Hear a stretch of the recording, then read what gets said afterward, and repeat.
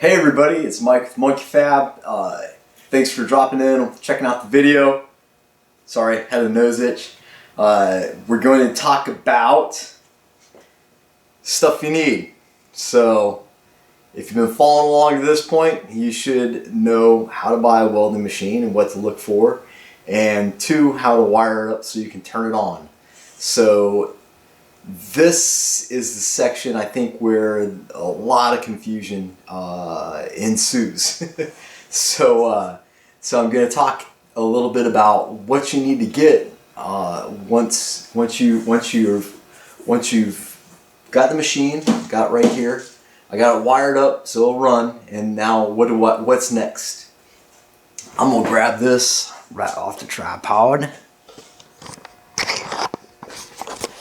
And I'm going to talk to you so you know exactly what to get. So gloves. Gloves are important. Safety equipment, you know. When you're TIG welding, it's like basking in the glory of the sun. And you should protect yourself. Long sleeves, eye protection, and a helmet. I've found these guys to be my favorite gloves. I've tried lots of different stuff. These are the Tillman 25Bs, and it comes, there's a different version. I think my wife, her gloves are here, and these are, I'm guessing it's an A, yes. So we're little people, so she's a small and I'm a medium. But the S means it has, I want to say it's like a 2-inch cuff, and the B has a 4-inch cuff. I like the 4-inch cuff. I just prefer having a little extra protection there. The 25B, the 25 is the material. This is deerskin. The B or the A is the cuff length, and then the next letter you're going to have by it is going to be what size it is. So it's small, medium, large. I think these run fairly close to what normal gloves would run. So whatever size you usually wear, get that size and you should be good to go. I get all my gloves from a place called Weld Fabulous, and they don't, nobody sponsors me. I do buy GLS cups and sell them, so I make money off those, full disclosure. But other than that, and God knows I've sold enough of these HTP machines, at least 6 of them, that I should be sponsored by these guys, but I'm not, and I don't mind because it's a great machine. But gloves, get yourself a nice pair of gloves with lots of dexterity and that are easy to work with, and that's what I find with these guys is they're very thin. It's easy. Throw this guy on, and I'll grab a filler wire, and it's just very easy to manipulate. So I can feed wire, I can get it right where I want to, and it's not crazy good protection.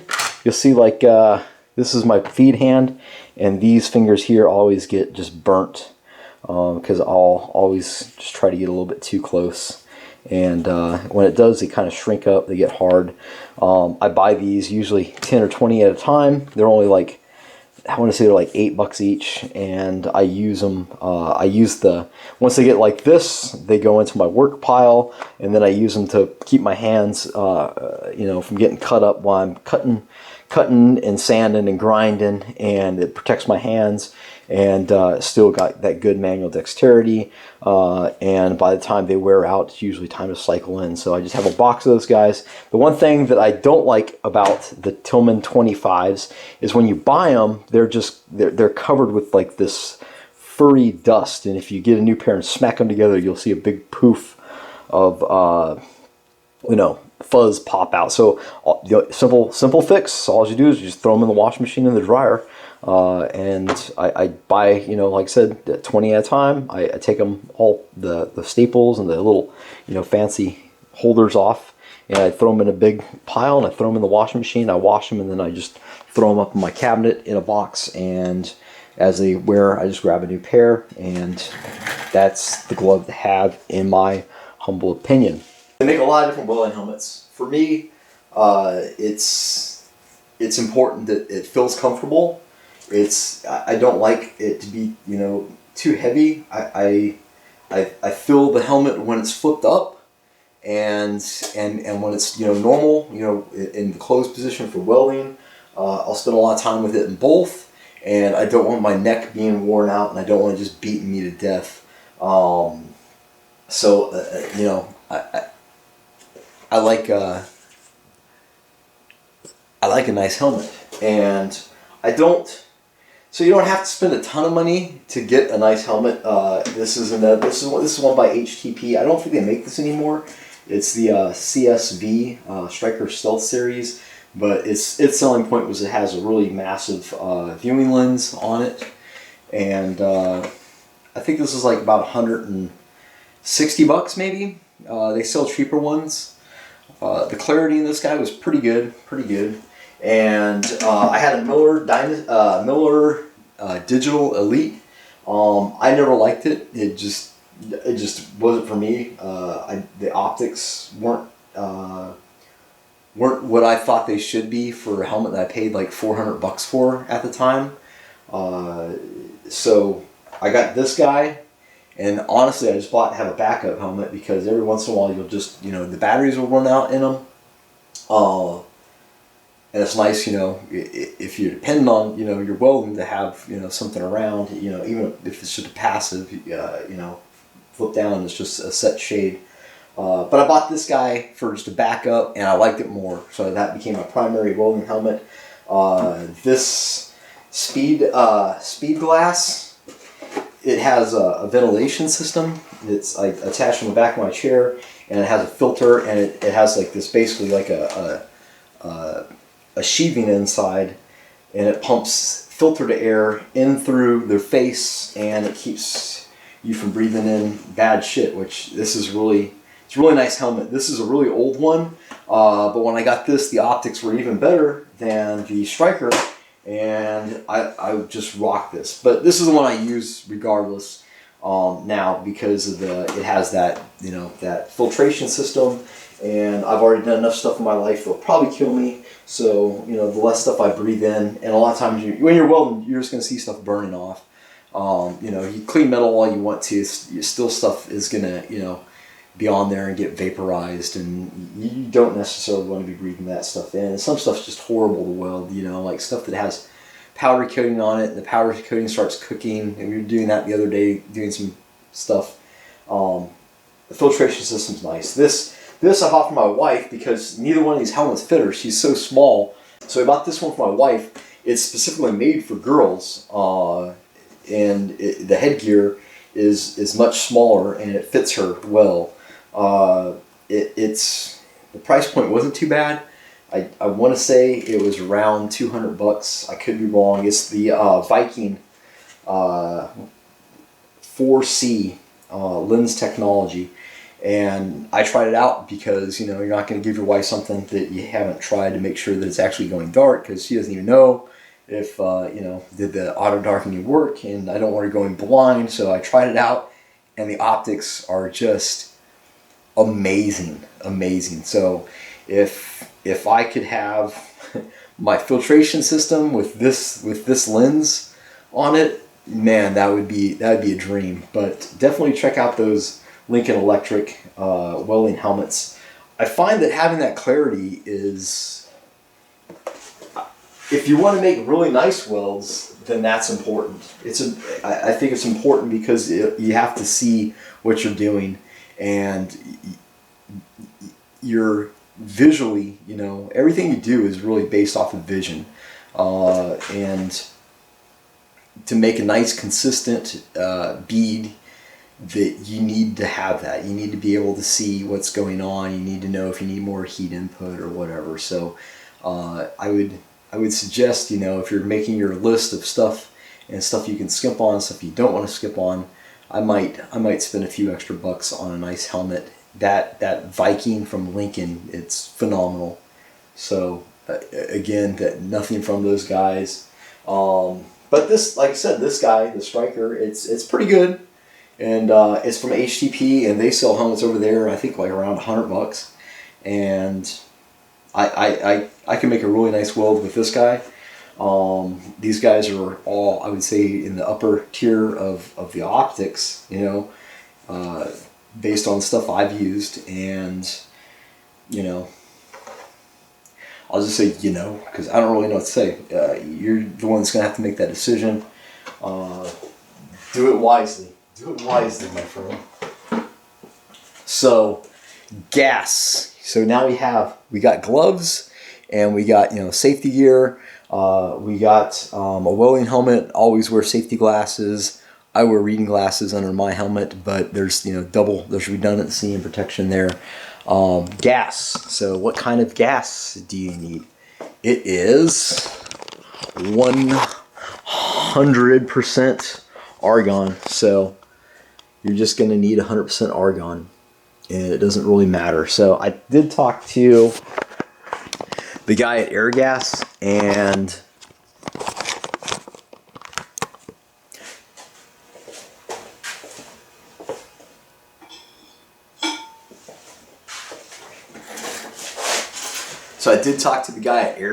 about gas, because I was trying to, when I was doing my cheap TIG welder series on this stuff, I wanted to know what was the entry price on that. And what I do is I get these 300 pound bottles. I think it's 300 pounds or 300 something. There's 300 is definitely involved.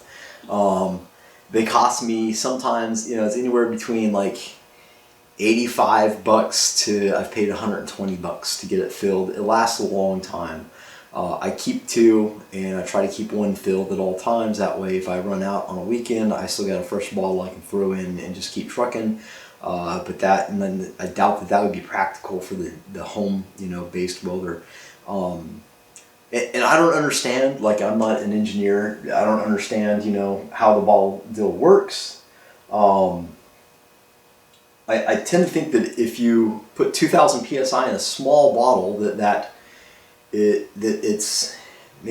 extrapolates. So let's say I had a bottle, and then I got double the size of the bottle, and then fill it to the same pressure. It seems to me like there'd be more volume, not just twice the volume, but maybe 4 times. And maybe I'm just completely crazy. But these bottles seem to last a long time, and I always hear people with the little bottles, complaining that they only get, a few welds in, and then they got to go and fill up their bottles. So I did talk to the guy, and he says what they'll do here, and every place is different, but here, you'll have to go talk to your shop, but here, if you can find a bottle to buy off of like Facebook or Craigslist or something, and it's within hydro, there's a hydro test, and I think the hydro is good for 8 or 10 years, but it'll have a stamp on it. It'll have a month and a year. And then from that month of that year, it will be, good for, I think it's 8 or 10 years before it has to be hydro tested again. If it's in hydro, they'll swap it out and they won't charge you. I don't have these tanks. I have to rent them. So they cost me, besides the refill on them, they cost me, I want to say $25 a month here in Houston. Now, I've been at other places where they just said, like, we'll charge you $300 for a lease, and that's good for 5 years or something like that. And I don't know, and maybe it was less than that. It's been a long time, but you're just gonna have to figure out what works for you. For the hobbyist, if you can swing one of these big 300 bottles, I would do it. I wouldn't go much smaller than that. I definitely wouldn't get those like little rinky-dink bottles that they sell at Harbor Freight. I just wouldn't do it. I don't know, you probably burn through that in an hour, maybe. Argon, 100%. That's the gas. So next, let's talk about tungsten. Your machine will come with a torch, and I have a video that describes, here is a large torch. So this torch here is a CK17, and this torch here it's a CK20, and they make an air-cooled version of this, which is a 9, and you'll just see it's physically smaller. Not much, but it is smaller. It uses smaller torch parts.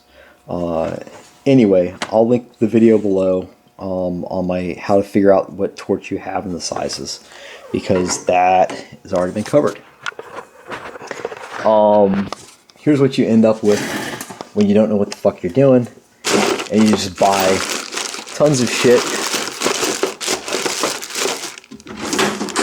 and once you buy it, it basically ends up in your drawer forever. So you don't have to do that.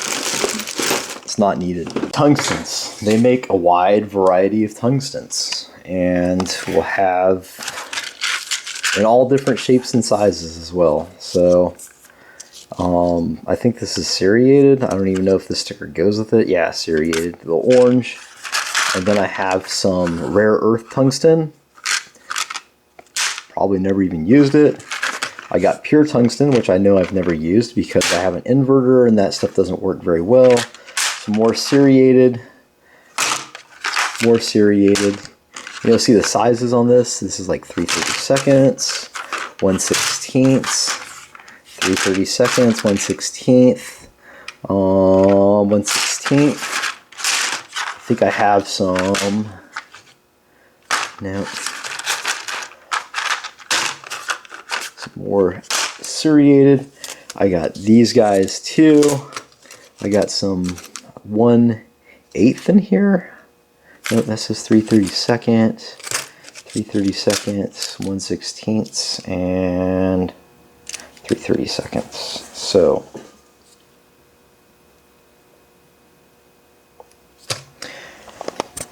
So when it comes to tungstens, there's in my opinion, there's two routes.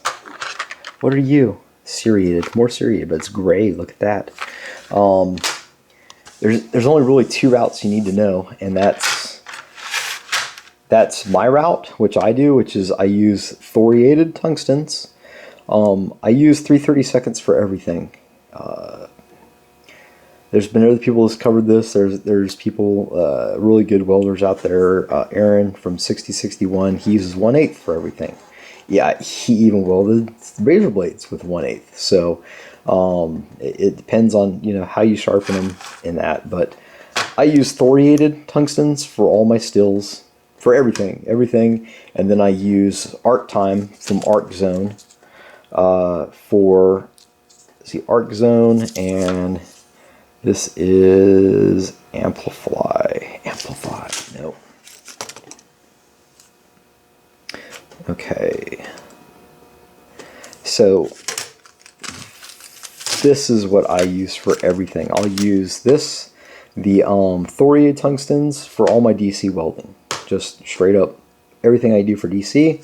And for my AC welding, I use this. It's called Arc Time, and it's from arczone.com. So that's one way. I like the way this works, and this works for me. The other thing you can do, I think, is even a cheaper route, is just get 2% lanthanated. It's like the blue color, and they have a 1.5 and they make it 2%. You need 2%. I get that from Mr. Collier's videos, Jody at Welding Tips and Tricks. He did a whole video on comparing tungstens, and that's what he swears by. He just goes by 2% lanthanated for everything, and who can argue with an expert like that? So those are the two that I would recommend, and both in 3/32.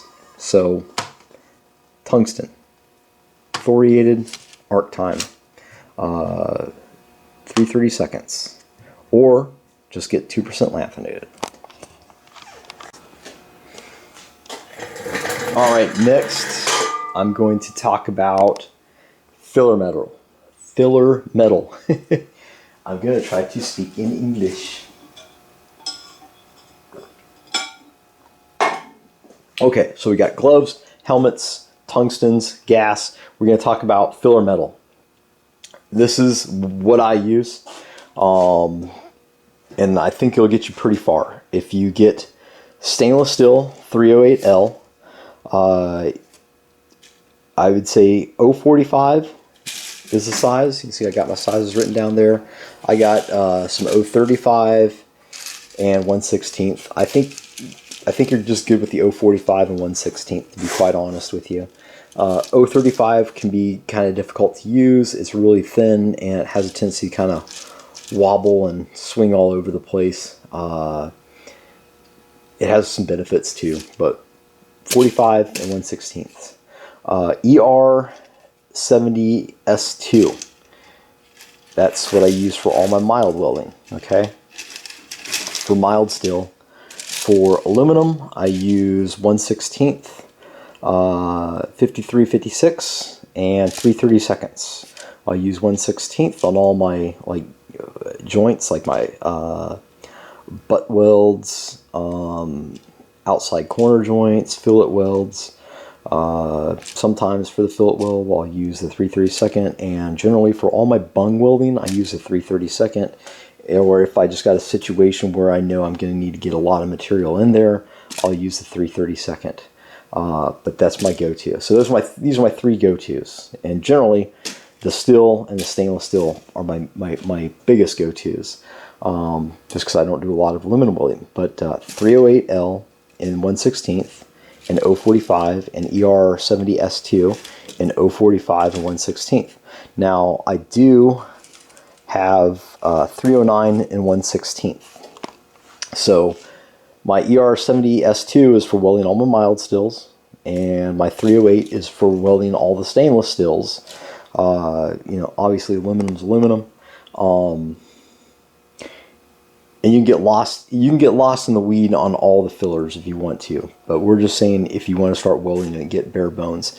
309 stainless is good for welding mild steel to stainless steel. So if you got say I have this stainless steel loud valve here, which I sell on my website, and I wanted to weld mild pipe to it, I'd use 309. Okay.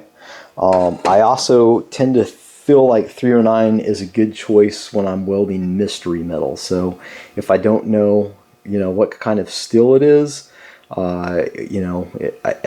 I can't ID it, or maybe it's some old shitty stuff, or it's like some bolts and we ground the coating off. I'll go for a 309 a lot of times. So that's the four basic food groups right there. ER70S2, 308L, your 53/56, and 309. So I hope that covers the filler. That's all you need. You can buy a pound of each, and that would be good to get started with.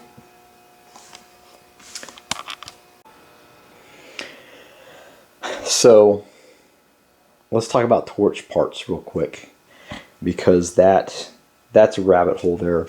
And what I'd recommend to you is that whatever you do, and I don't care from whom, but when you buy your torch parts, I would recommend you get them in a set from whomever you get them from. So like I sell these GLS fab cups, and I sell it with as a whole kit. So you can buy that with a stubby, which will adapt my GLS cup to a large torch like the 17 that I just showed you, or I'll set it with a small with a small gas lens kit, and it comes. So like I was saying, it'll come as a kit. So if you buy, let's say you buy a number 12 with the small gas lens kit, you're going to get the insulator, you're going to get the collet, you're going to get the gas, all this is Miller stuff, a Miller gas lens. I feel like it's important to have the good name brand stuff, because it's not that expensive and it lasts forever. Not forever, it lasts a very long time, and why mess around? Why deal with the chance that you might have troubles with parts that you bought for $1 cheaper or whatever, and now you're chasing your tail and you don't know why your stainless looks like it's been frying bacon or whatever the deal is. But yeah, I'll sell that as a kit. For the Stubby Gas Lens, it's the same thing. You get all the parts and as a kit. So when you go to put that on your torch, it's going to fit. And lots of times I have bought parts for my torch, and the insulator was either too short or too long, or the threads on the gas lens didn't go in or went too far, and it stuck out, and the space between it and the insulator didn't marry up, and I don't know. And especially, you know, if you guys are on this journey alone, you know, you're at home trying to figure this out on the internet by watching my retarded videos. You know, you can get yourself kind of in a quagmire of parts. So I sell these. I know Jody sells these. I would Arc Zone sells torch parts. Those are some of the places. HTP probably sells torch parts. I've never bought any from there. But I would say if you're going to get it from those people, call them up, you know, if you can, or, you know, get on the website. Like Jody's, I feel good that you can just get on there, buy the kit. You know, he's done enough research and he knows what he's doing. I feel like it's cool buying shit from welders. So go on over to Weldmonger and get yourself like a Stubby Gas Lens kit or a gas lens kit. He even throws in the 2% Lanthanated 3/32 tungsten in his kits as well. And that's a good deal. So this is like what you'd get a regular standard gas lens. Just the you get these in different sizes. The numbers are how many 1/16ths of an inch this opening here is, and kind of generally speaking, that's how much gas coverage will get you. I.e., when you weld like stainless and you want to keep it shielded, you'd weld that distance and stop and let it cool and then start again. Contrast that to like a 16 cup, and it's twice as big. This is 1 inch and that's a 1/2 inch. So gas lenses are great. There is a regular cullet, and that's what this guy is.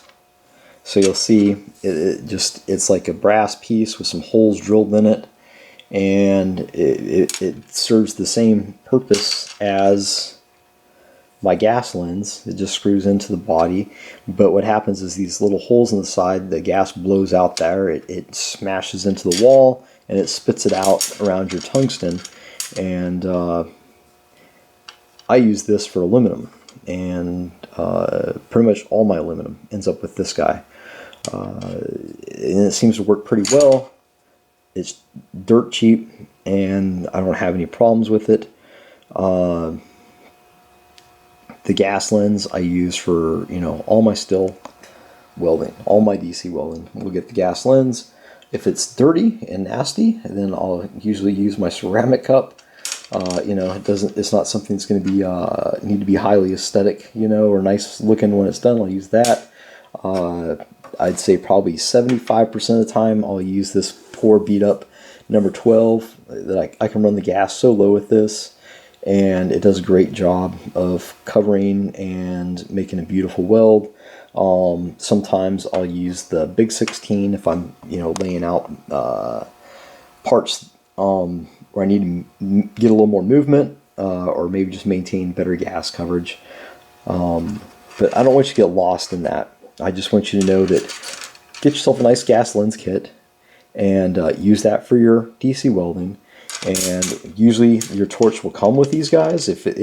Sometimes they'll only send you one, and it'll be definitely not the one you need, right? So they'll send you this guy, and it'll be like 1/8 of an inch, which isn't that bad, or a 1/16 of an inch, which you can't weld aluminum. Well, you won't want to use that, and which needs 3/32, I generally find. So hopefully it comes with it. And just use that for your aluminum welding. I made a whole video on the gas coverage, you know, the gas lens versus the regular cullet on aluminum, and you can find that in my videos if you're interested in how to reduce the etching on the sides of the welds. But as far as torches go, take away gas lens, good for DC welding, cullet good for AC welding. And to buy them in a kit so you know it fits your torch.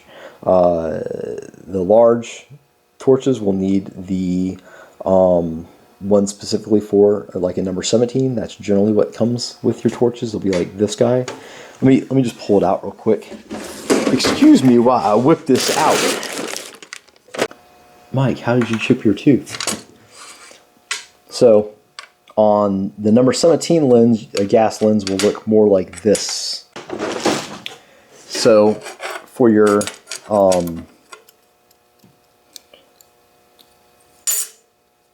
so you'll see that this is just generally bigger, right? Like it's just physically bigger than the small gas lens, the number 9s and the number 20 parts.